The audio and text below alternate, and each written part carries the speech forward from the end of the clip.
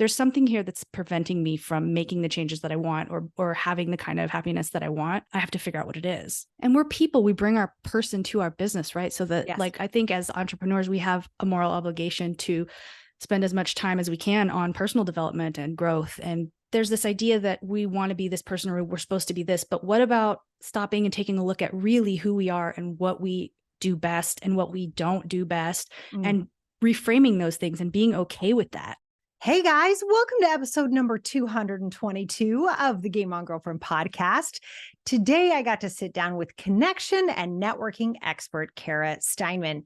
I really enjoyed this conversation and I have a feeling you will too. It really was like two business friends sat down and had a conversation about what makes us tick. What do we love doing? What's hard about what we do? And I really hope you listen in at the very beginning, as per usual. I asked Cara why this is what she does. And she really went into detail about how she woke up in the middle of COVID and realized she needed to change businesses. If you've ever had that feeling, or you've ever had a moment of like, I don't like this part of my life, or I'd like to pivot around this area or that, and yet you felt guilty about it, like you should be grateful for what you have, I think this conversation is going to be really helpful for you. It was very honest. It was very gentle, but it was also, I think, kind of unusual. I think people don't open up this much, and I thought it was just incredible, and I hope you really enjoy that. I hope you also listen for how she talks about reciprocity and that we kind of need to take back the word networking so it doesn't freak you out anymore, right? That it's actually something you enjoy doing because you care about people.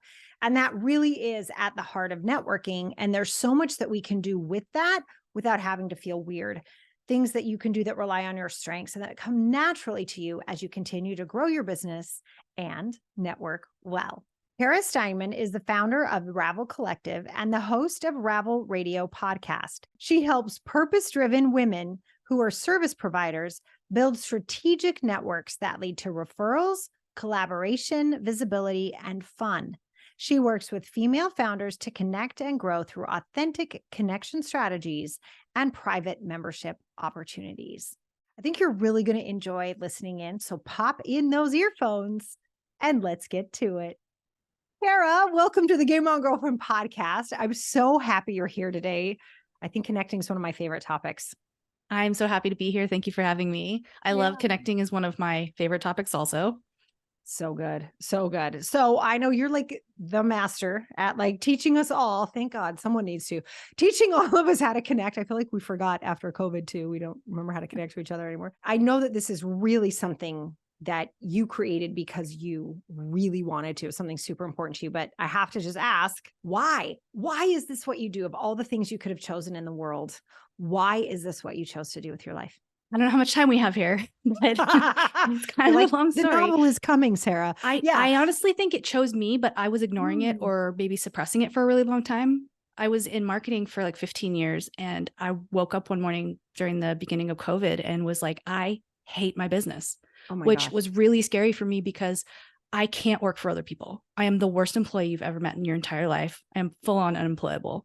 And I was like, for like a split second, I thought, man, I wonder if I should just get a job somewhere and reinvent myself. Like it might be time to reinvent myself because what I'm doing is not working for me. I hate it and I'm miserable. And then I was like, I remembered what it was like working for other people. And I was like, no, we have to make this business thing work. We have to figure out how to change my business, whatever that looks like next. It was sort of scary because I couldn't picture myself doing anything. It was like my imagination had gone out the window. I was like, I literally couldn't imagine what I could do that would be different than what I was doing that I would enjoy. And that sort of freaked me out a little bit. And so I went down this rabbit hole of like, okay, well, something in my self-limiting beliefs is preventing me from realizing what I should do. Like we're all so different, right? I was like, there must be a reason that I have like the talents and the proclivities that I have, or, why would we be put on this earth all so different with different talents and, interests if we weren't meant to do something with those? And I just felt like if I could figure that out, if I could figure out what I was naturally really good at and what I enjoyed, everything would just be so much easier than it was. So this is why I do that, because I figured out that this is what I can't help but do. And oh my God, okay, you said so much. Sorry, I have so many questions. Sorry. That was like, So, but in looking at this, I think what you just said was I want to use the word profound because I think there are so many human beings who wake up on a daily basis and think, I hate my life. Right. And it's like, so not everybody. And sometimes I hate my business or I hate this one part of my life. And some people, I think, especially over the last several years, we were handed such an uncomfortable, I think a lot of us would have liked it in a different way, but such an uncomfortable opportunity to stop And I and think look. stopping like that really sort of, I have a teenager, but he was a little younger then and he didn't drive yet. So I was, running him around and I'm Mm, doing the dinner and all this stuff and like cooking and cleaning and whatever, my business and dealing with clients. And when COVID just kind of forced us to sit still, I was like, ooh, I don't like sitting in this, whatever's mm, happening. And I need to clarify that I've been extremely lucky in my life. I have a beautiful husband and a beautiful son and I love my life. And I felt really bad even thinking yeah. I'm miserable in my business because I don't work for someone else. And it was a really hard thing to kind of admit to myself, I Mhm. think, because I don't want to seem ungrateful for all the things that I do have.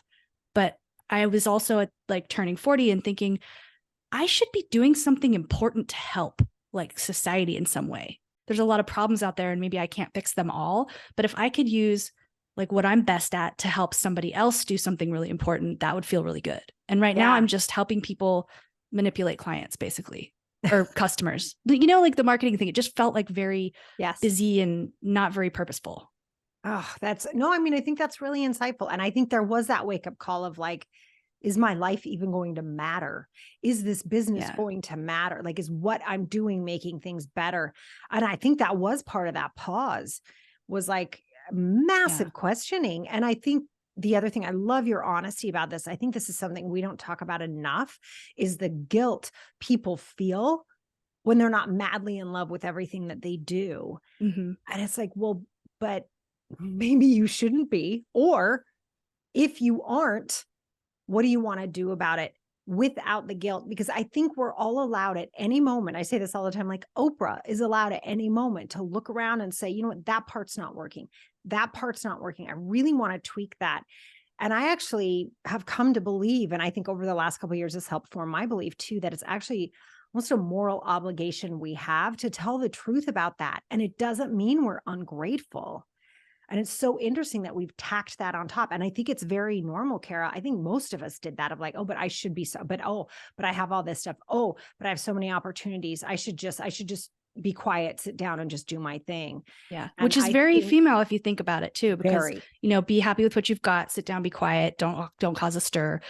But we also have this idea that, and this is kind of what got me into this looking at self-limiting beliefs and stuff. And I actually kind of melted down at that point and fired all my clients and like blew through all wow. my savings trying to figure out who am I? Oh my God, that And must I take so got a much meditation courage. and mindfulness certification and decided I was going to be a coach, spiritual coach and all this stuff. And after that, I I got that certification and I was like, no, this is definitely not for me. But I learned so much about, subconscious self-limiting beliefs and meditation and your nervous system and all this stuff. And it really kind of set me on this path of, well, I must not believe that I can have it all, that I can be Mm, happy. There's something here that's preventing me from making the changes that I want or having the kind of happiness that I want. I have to figure out what it is. mhm. But we have this idea that we're supposed to just figure out what we're supposed to do and that's it, right? We just do that Right. thing.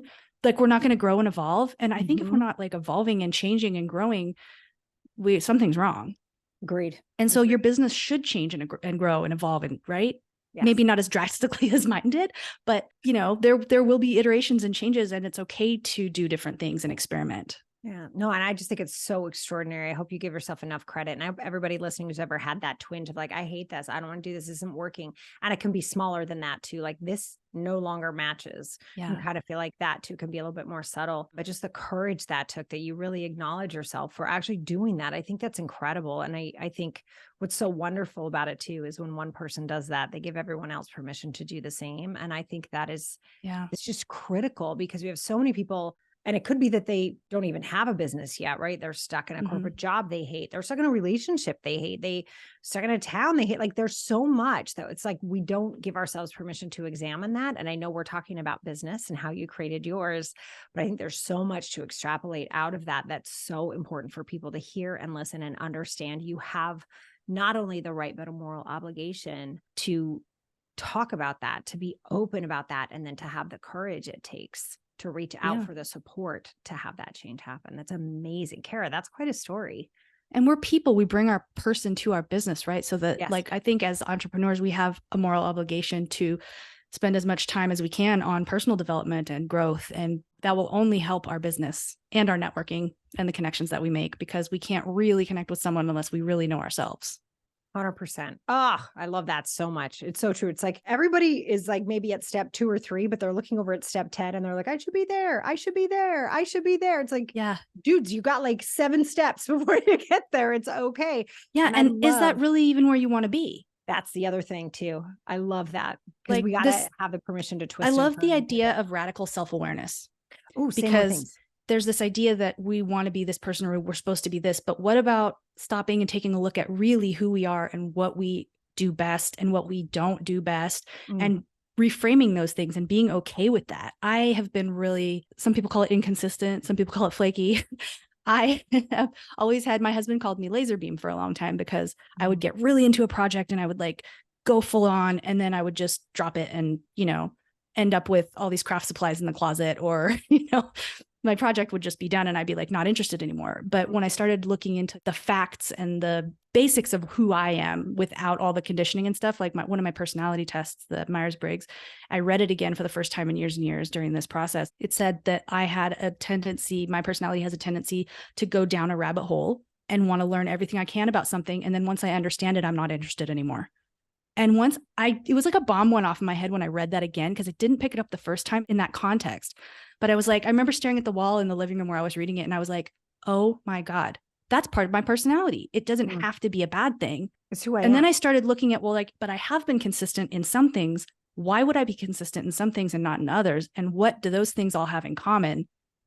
Like, why would I keep doing? I found that it was like connecting people and like solving problems and things like that. And then, you know, you do Strengths Finder or Colby, all these different personality tests, and you start to see these common threads. And you're like, oh, that's why I act the way I act. And if it resonates with you, you're like, yeah, that's totally me. And it becomes really obvious the things that you shouldn't do. So you can weed out all these things that you're not meant to do. I am not meant to be in a service-based business where I have clients relying on me for consistent, redundant tasks. Got it. Because I don't do well with that. But I didn't know that. I didn't realize that.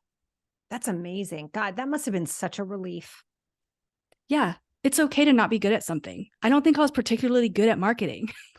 Well, but it's also okay to not do things the way everybody else does them too. Yes. Right. And that's what you said when I said, hey, but 10's over there. You're like, yeah, but do you even want that? I think that is so critical for us to ask, because I think we've been in a cookie cutter, like assembly line machine for so long. We all think we're supposed to want the same things. We're supposed to be good at the same things. I think that's so weird. I always say, you know, if everybody was a heart surgeon, what do we do when the house is on fire? Like we need to kind of like what you were saying at the beginning too, right? Like we need different people to do different things. And maybe we're given these gifts for different reasons so we can support each other and we can support other people being good at what they're good at, right? Yeah.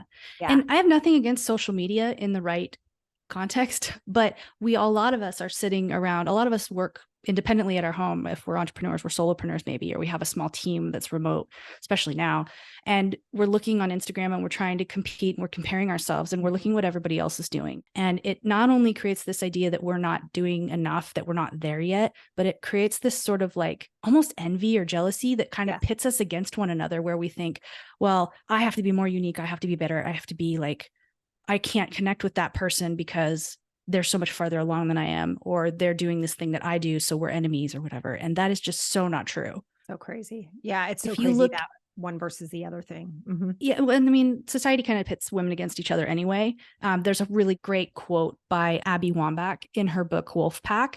Have you read that? I haven't, but I'm going to now. It's super short and amazing. I think it was like 2 hours on Audible or something like that. But I had to buy the paperback too, because this quote is so good. And she says, the illusion of scarcity is how power keeps women competing against one another for the singular seat at the table instead of uniting together and building a bigger table. Yeah. And it's just an illusion. There's no scarcity. There's enough for everybody. And we're all so different. If you think of all the different ways you can approach your business, I love nothing more than when I run into somebody who also has online communities or referral networks or things that they like bring women together for a particular reason, because there's no way we're going to be exactly the same. And that means I get to talk to her and I get to say, how do you do this? who are your favorite ideal members, because they're going to be different in some way than mine. And then when I meet somebody who's not an ideal fit for my community, I get to refer that to her. I get to say, hey, this is not maybe the best for you, but check this out because this is. Yeah. And the idea that there's enough, right? I mean, there's absolutely. That's right. There's more And than that enough. scarcity, I'm really happy you brought that up, because I do think this idea that we have to kill off each other instead of hold each other up and create something new, I think is just bananas. And I think we're seeing it culturally. I mean, at the time of this recording, the Barbie movie is huge, right? But that idea that what is it to be feminine? What does that look like? Why are we creating it this way? How do we go through life and learn different ways to be us, and that none of them are right and none of them are wrong? And how do we start to grow that level of acceptance among all and rely on each other for strengths?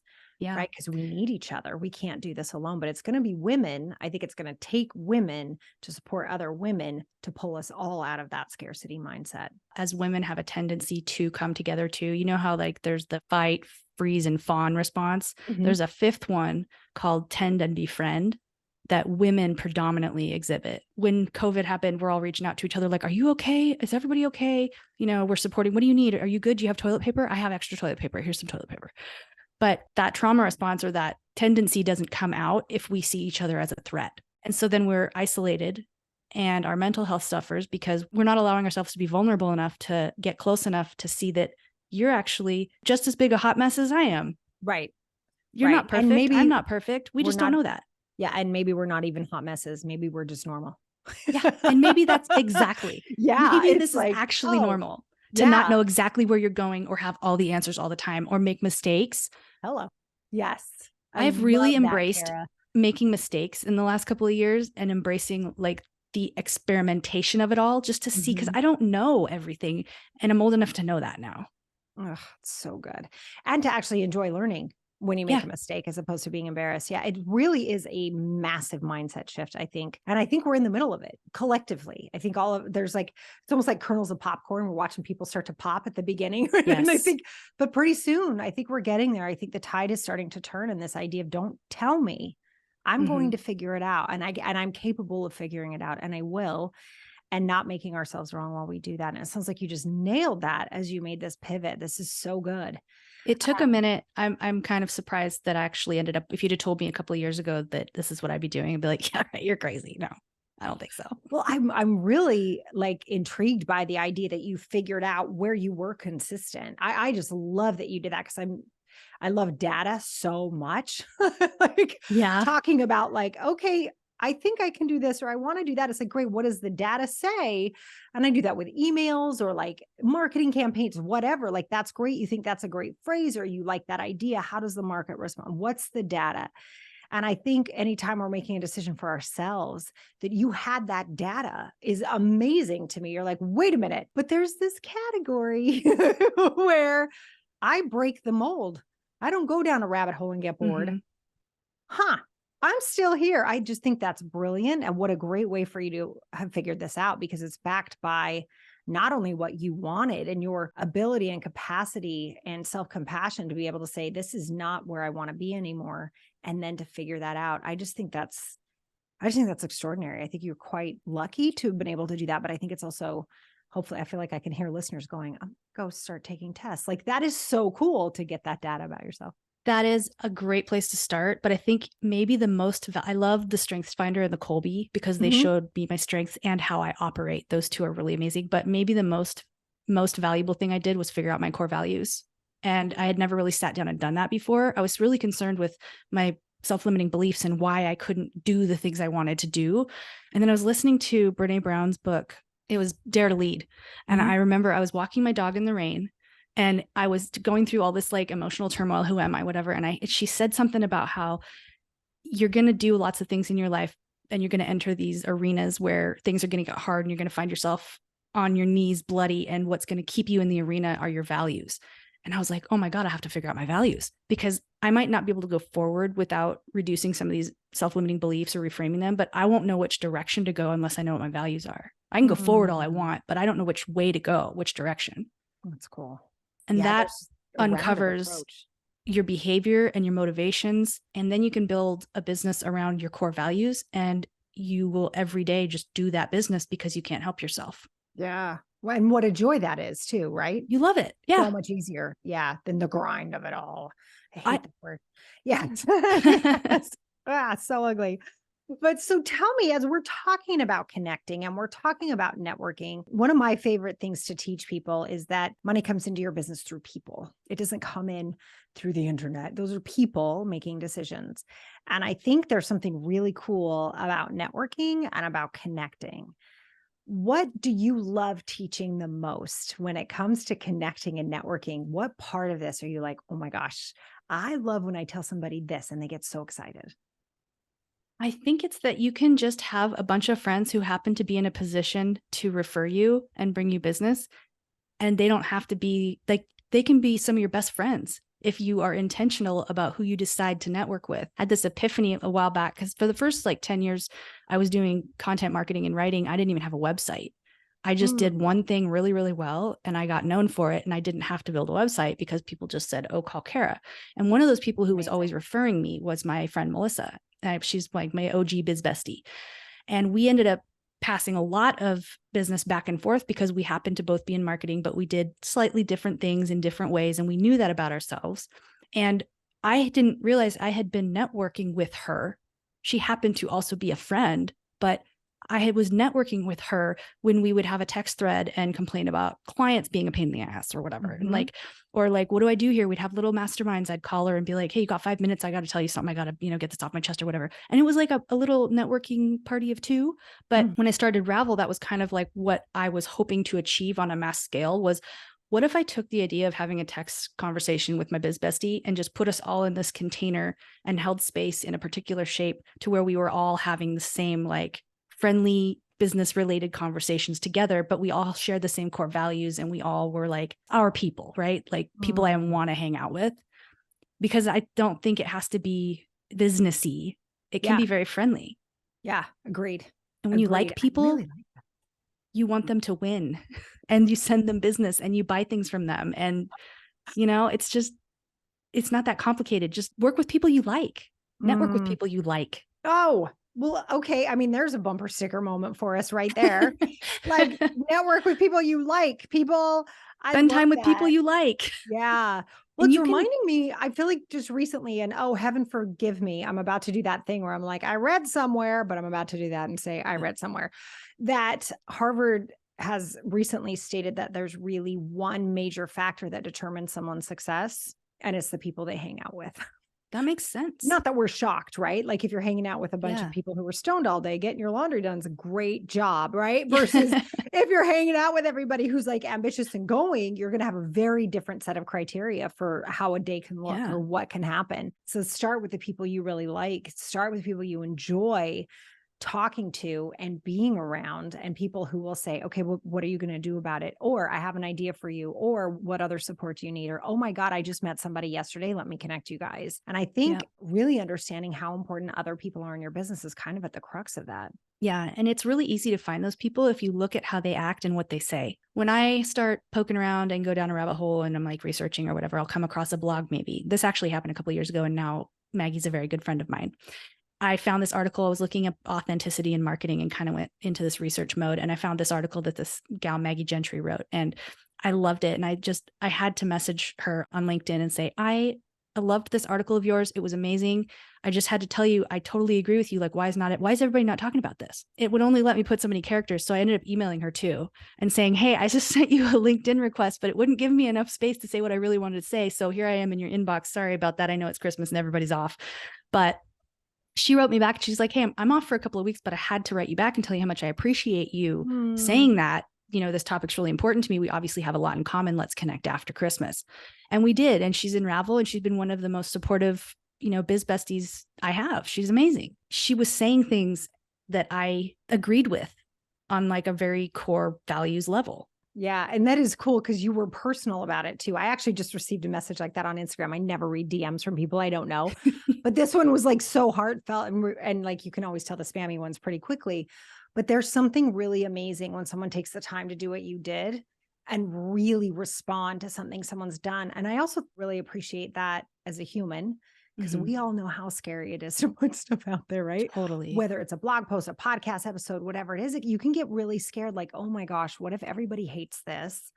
What if this is banana? Like you can really put yourself in a corner. And so when someone takes their time, which we all know time is so precious, when someone takes their time to say, I really love this, I really appreciated it, it means so much. The level of confidence it takes to just put stuff out there and not be a perfectionist about it. That's sort of the next challenge that I'm solving in the next community, is the whole creative confidence thing. We have a very big deficit in women, especially. And so we're going to fix that problem. But you know what else happens when you do something like that is you start building reciprocity, because it's that easy. Having someone, I can't tell you how many times I've popped into someone's DMs and said, I just heard this podcast episode you were on. You were amazing. I agreed with what you said here, here, and here. Keep up the good work. And people come back and say, oh my gosh, I always wonder if anyone's listening. Like, people want to be praised for what they create, their podcast, their blog post, anything that's a pat on the back saying you're doing a good job, that somebody appreciates you, starts building that kind of circle of reciprocity. And then guess what? You start becoming top of mind, and they want to connect with you and they want to know you more. And then you get to that deeper, eventually, hope not everybody, but you get to that deeper level where you actually have a good relationship with somebody who's in a position to refer you or help you get visibility or whatever it is. Yeah. And I think it's such a big deal. Now, I know you talk a lot about reciprocity, and it's really kind of a foundational principle for you. If someone's never heard that before, or they're not sure what it means, can you define it for us? And I think you just gave us a really great example about, like, look, notice what people are doing. How does that come into play? Say if someone's just starting out, or they've been around for a little bit, but they haven't really found their business partners, like their business, I call them playmates in the sandbox, but other people that they can turn to.